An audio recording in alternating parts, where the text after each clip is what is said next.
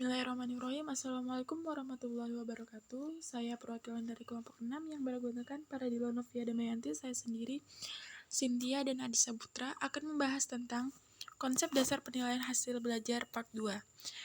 Dalam pelajaran penilaian autentik yang diampu oleh Bapak Muhammad Iqbal Ansari MPDI. A. Karakteristik instrumen penilaian. Karakteristik instrumen penilaian adalah sebuah alat yang disusun oleh peserta didik untuk mendapatkan informasi pencapaian hasil belajar peserta didik dan mengandung unsur ciri khas tertentu sebagai bentuk identitasnya atau pembeda dari yang lain. Adapun penilaian dalam kurikulum 2013 memiliki karakteristik sebagai berikut. 1. Belajar tuntas. Ketuntasan belajar merupakan capaian minimal dari kompetensi setiap muatan pelajaran yang harus dikuasai peserta didik dalam kurun waktu belajar tertentu. Ketuntasan aspek sikap KL1 dan KL2 ditunjukkan dengan perilaku baik peserta didik. Jika perilaku peserta didik belum menunjukkan kriteria baik, maka dilakukan pemberian umpan balik dan pembinaan sikap secara langsung dan terus-menerus sehingga peserta didik menunjukkan perilaku baik. 2. Autentik. Penilaian dilakukan untuk mengukur pencapaian kompetensi secara holistik. Aspek sikap, pengetahuan, dan keterampilan dinilai secara bersamaan sesuai dengan kondisi nyata. Penilaian dilaksanakan untuk mengetahui pencapaian kompetensi peserta didik yang dikaitkan dengan situasi nyata bukan dunia sekolah. 3. Berkesinambungan. Penilaian berkesinambungan dimaksudkan sebagai penilaian yang dilakukan secara terus-menerus dan berkelanjutan selama pembelajaran berlangsung. Tujuannya adalah untuk mendapatkan gambaran yang utuh mengenai perkembangan hasil belajar peserta didik, memantau proses, kemajuan, dan perbaikan hasil terus-menerus dengan menggunakan berbagai bentuk penilaian. 4. Menggunakan bentuk dan teknik penilaian yang bervariasi. Penilaian sikap, pengetahuan, dan keterampilan menggunakan berbagai teknik penilaian yang sesuai dengan karakteristik kompetensi yang akan diukur atau dinilai. Berbagai metode atau teknik penilaian dapat digunakan seperti tes tertulis, tes lisan, penugasan, penilaian kinerja, atau bisa disebut sebagai praktik dan produk, penilaian proyek, portofolio, dan pengamatan atau observasi. 5. Berdasarkan acuan kriteria.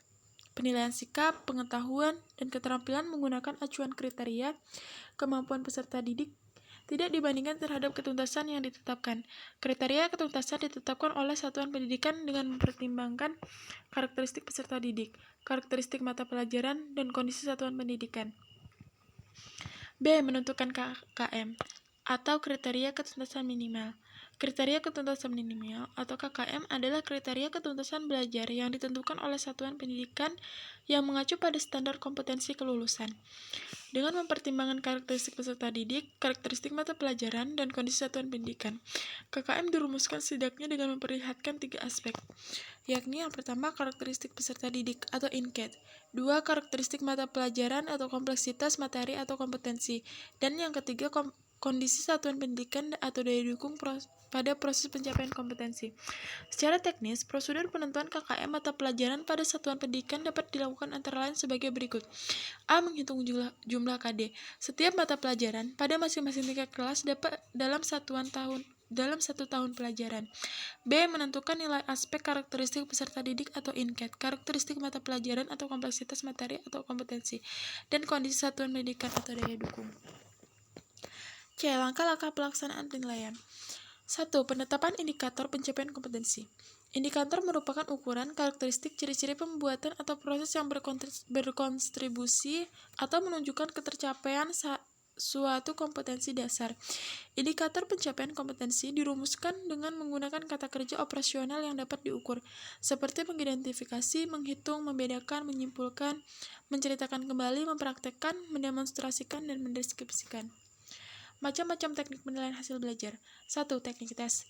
Teknik tes merupakan teknik yang digunakan dengan cara melaksanakan tes berupa pertanyaan yang harus dijawab, pertanyaan yang harus ditanggapi, atau tugas yang harus dilaksanakan oleh orang yang dites. Berdasarkan alat pelaksanaannya, secara garis besar, alat penilaian dengan teknik tes dapat dikelompokkan sebagai berikut. A. Tes tertulis. Tes tertulis adalah suatu teknik penilaian yang menuntut jawaban secara tertulis, baik berupa pilihan maupun isian. B. Tes lisan. Tes lisan adalah teknik penilaian hasil belajar yang pertanyaan dan jawabannya atau pertanyaan dan tanggapannya disampaikan dalam bentuk lisan dan spontan. C. Tes praktik atau perbuatan. Tes praktik atau perbuatan adalah teknik penilaian hasil belajar yang menuntut peserta didik mendemonstrasikan kemahirannya atau menampilkan hasil belajarnya dalam bentuk untuk kerja. Teknik non-tes. Teknik non-tes merupakan teknik untuk memperoleh gambaran, terutama mengenal karakteristik, sikap, atau kepribadian. Ketiga, teknik penilaian non-tes dapat dikelompokkan sebagai berikut. A. Pengamatan atau observasi, B. Penugasan, C. Produk, D. Portofolio, dan yang terakhir adalah skala penilaian dalam kurikulum 2013. Sekian dari kelompok kami, bila salah hilap mohon dimaafkan. Saya ucapkan wassalamualaikum warahmatullahi wabarakatuh.